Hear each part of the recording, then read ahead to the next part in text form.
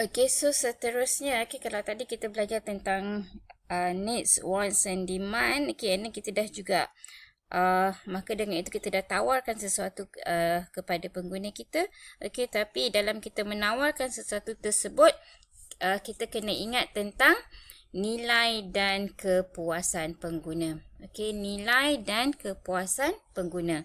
Okey, apa yang kita tawarkan tu perlu memenuhi nilai dan kepuasan pengguna. Okay, the key to building lasting customer relationships is to create superior customer value and satisfaction. Okay, so kalau kita nak memastikan customer tu sentiasa beli dengan kita ataupun kita sentiasa mempunyai hubungan yang baik dengan customer, maka kita perlulah membentuk nilai dan kepuasan kita perlulah memberi nilai dan kepuasan kepada pengguna tersebut. Okey, apa dia nilai? Customer often do not judge values and cost accurately or objectively. Customer act on customer perceived value. Okay, so apa yang dikatakan nilai ni tak semestinya bergantung kepada kos tu saja. Okay, kos sebenar. Okay, tak semestinya bergantung kepada unit kewangan tersebut sahaja. Betul. Okay, harga dan kos memang menggambarkan nilai barangan. Tapi sebagai pengguna, kita tak menilai barangan tu hanya berdasarkan harga dan kos. Ya ke? Betul ke? Dia apa maksudnya tu? Okey, contoh. Kenapa ada barang yang dah lama, yang dah buruk sangat ataupun ada barang yang kecil je, awak hargai sangat. Okey, awak awak nak simpan sangat barang tu. Okey, sebab apa? Sebab dia ada nilai-nilai sentimental. Contohlah, okay, contoh apa? Contoh mak awak bagi pada umur 21 tahun. Contoh kan? Okay, contoh your very best friend yang bagi kan? Okay, walaupun kecil tapi awak hargai. Okay, awak kalau nak beli, kalau nak jual, okay, awak letak harga yang sangat mahal. Okay, sebab awak memang takkan jual jeli. Okay, so tu contoh lah. Alright. Contoh yang lebih lain-lain macam, branded items, ya, macam, macam Starbucks, kita sudah sebutkan, macam Bonia, macam Razwan Razwil, okay, tapi dia tak buat baju dah. Lagi macam apa? Macam apa tu, CK, Calvin Klein, dan sebagainya. Calvin Klein sebenarnya kat US murah je. Okey, macam apa lagi? Alamak, tak biasa dengan branded. Okey, nampak sangat tak branded kan? Okey, so semua orang buying them for brand. Okey, mungkin cost dia sama je. Okey, tapi sebabkan brand, orang nak bayar pada harga tinggi kan? Okey, so tu contohnya.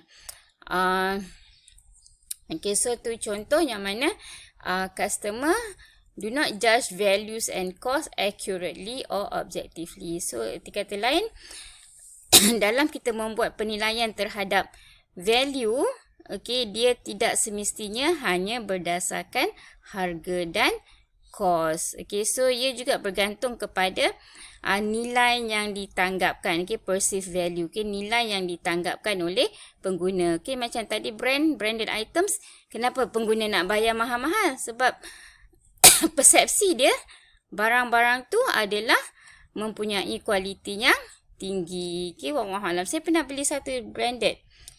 Tapi mungkin sebab saya beli waktu sales kan, tak lama saya guna lerai. Okay, branded purse, ya, dompet, wallet, right? Okay, so memang dia lerai. Okay, dia memang teruk. Okay, Pak, saya tak ingat dah apa nama dia. Okay, okay, so tu, tapi bagi kita dia branded, maka kita nak kita sanggup bayar lebih. Okay, so bergantung kepada nilai, bukan saja bergantung kepada kos, tapi bergantung kepada apa yang kita tanggapkan. Okay, apa yang customer tanggapkan. The customer's evaluation of the difference between all the benefits and all the costs of a market offering relative to those of competing offers. Okay, so selain daripada apa yang ditanggapkan, Dia juga membandingkan. Okay, so dia membuat perbandingan antara jenama-jenama ataupun antara alternatif-alternatif yang ada di pasaran. Okay, so tu berkenaan dengan value. Okay, the customer evaluation of the difference between all the benefits and all the costs. Okay, so dia buat perbandingan tu, perbandingan dari segi benefit dan cost lah, cost dan harga, okay, yang dilibatkan, okay, yang dia rasa berbaloi untuk dia bayar, okay. Okay, so customer value. Customer form expectations about the value and satisfaction. Customer form expectations about the value and satisfactions that various market offering will deliver and buy accordingly. Okay, so bila dia nak beli sesuatu tu, bila dia nak beli sesuatu tawaran awak tu, okay, so dia akan meletakkan satu harapan, okay, ataupun satu expectations. Expectations ni apa? Satu jangkaan lah kan, satu jangkaan terhadap nilai dan kepuasan yang dia akan dapat daripada membeli barangan yang pemasar tawarkan. Okay, again. Berkenaan dengan value, okay, dalam nak membeli barang, okay, customer akan membentuk satu harapan atau satu jangkaan berkenaan dengan nilai dan kepuasan yang akan diperolehi daripada barangan ataupun tawaran yang awak beri kepada dia yang akan dibeli olehnya. Okay. So, kalau satisfied customer will buy again and tell others about their good experiences. Okay, so kalau dia berpuas hati dengan tanggapan dia tersebut, dengan awak punya produk, the performance of your product, okay, fulfill their expectations, okay, then they will feel satisfied. Okay, when they feel satisfied, they will buy again and tell others about their good experience. Okay, so firstly, sebelum nak beli barang, okay, dia akan meletakkan satu expectation, okay, satu jangkaan dan harapan terhadap nilai dan kepuasan yang akan diperolehinya. Okey, so nilai dan kepuasan ni akan menentukan tahap kepuasan dia, tahap kepuasan pengguna tersebut. Okey, sebenarnya ada 3 kita tengok. Okey, sebelum kita tengok tahap-tahap tu, kita tengok definisi sikit dulu kat sini. Value. Okey, value adalah customer estimate of the product's overall capacity to satisfy his or her needs. Okay, so nilai adalah estimate apa? Jangkaan. Okay, estimate apa? Okay, so nilai adalah anggaran lah. Okay, customer's estimate of the product's overall capacity to satisfy his or her needs. Okay, so customer akan menganggarkan keupayaan produk dalam memenuhi keperluan dia ataupun dalam memuaskan keperluan dia. Okay, so itu adalah nilai. Okay, so nilai adalah anggaran yang diletakkan oleh customer berkenaan dengan keupayaan produk anda untuk memuaskan dia punya keperluan. Okay. Manakala customer value pula adalah apa yang diperolehi. Okay, so ini definisi, ini adalah definisi general lah, okay, definisi umum. Okay, apa yang dikatakan sebagai value. Okay, so value adalah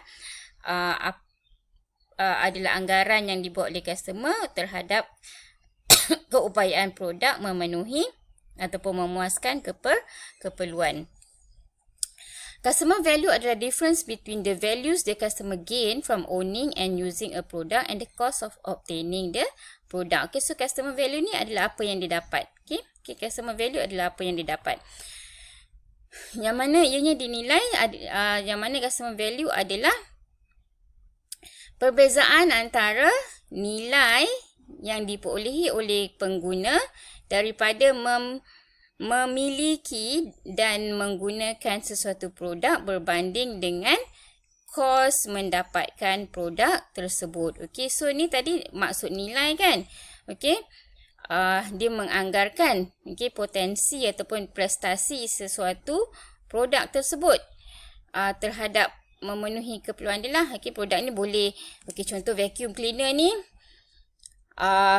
bila guna je dia jadi berkilat, dia jadi bersih dan dia jadi berkilat sampai lilap-lilap, sampai silau mata ke macam mana kan. Okey, so itu adalah dia punya estimations. Okey, ataupun bayar banyak ni.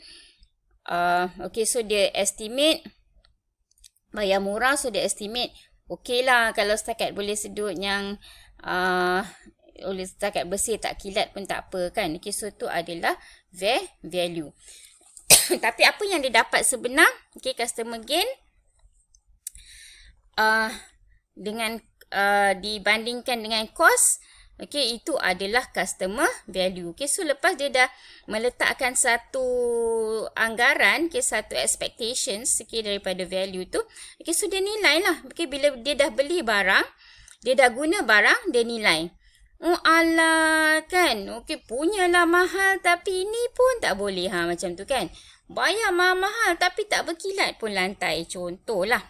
So tu adalah customer value. Apa yang this is the result. This is the estimations of the prestige, of the performance. This is the result. So the result dia membandingkan harga dan dia rujuk balik dia punya expectations tadi. So kalau dia beli harga murah, kan, murah je ni tapi wah kulit jadi glowing kan. So tu contohlah. Alright.